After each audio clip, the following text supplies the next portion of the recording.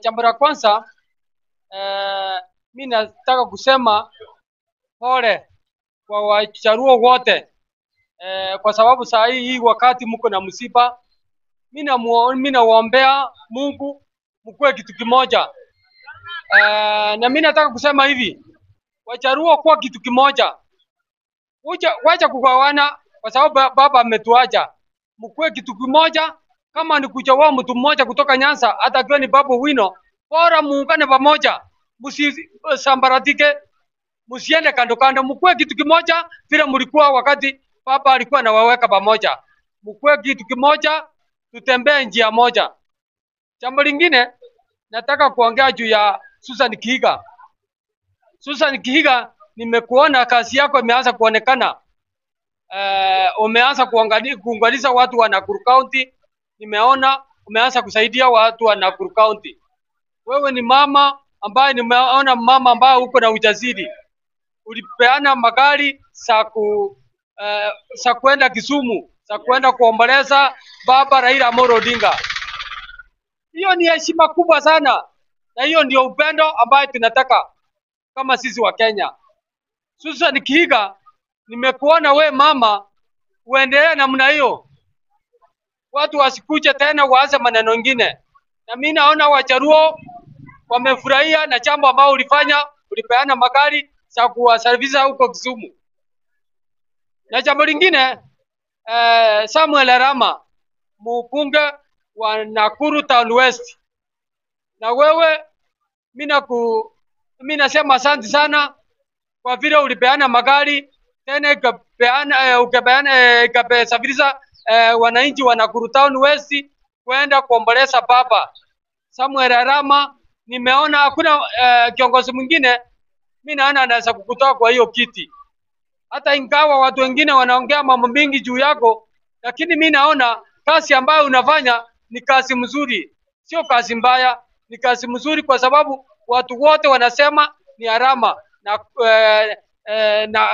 Nakuru Town West, kwa sababu tumeona umesaidia, umefanya kazi ile ambayo imeonekana.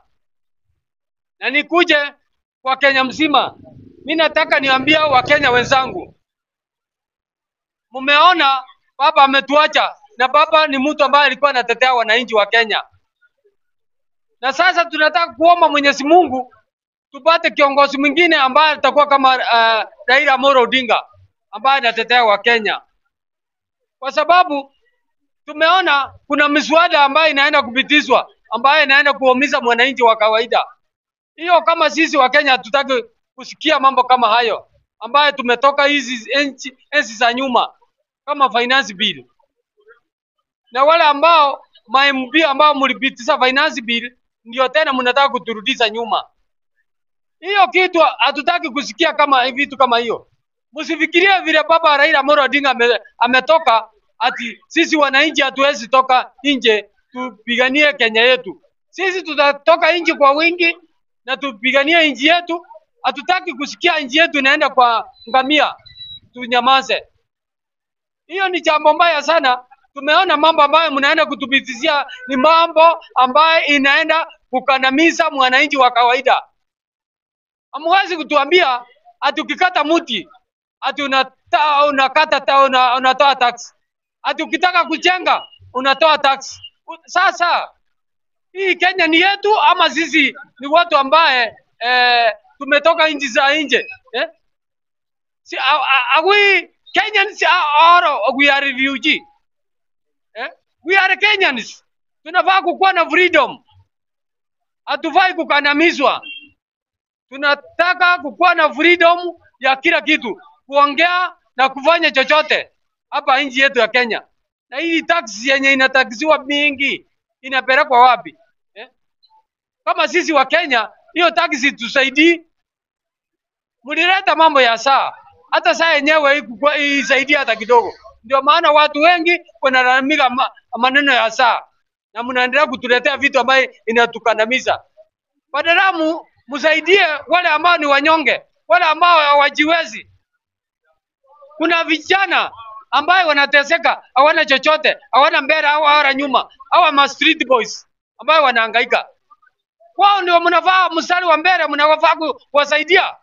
Mnafaa kuwasaidia ndio hata wao wafurahie hii serikali. Wacha kukandamiza watu ambao wajiwezi. Wakenya wenzangu, mimi naomba Mwenyezi Mungu ifike 2027 tuchague kiongozi mzuri, kwa sababu huyu kiongozi ambaye ako mamlaka hakuna kitu anatusaidia. Mimi naomba Mwenyezi Mungu aguse kila mmoja, tupigie kiongozi ambaye atajali wa Kenya. Sina mengi Wakenya wenzangu, na Mungu awabariki.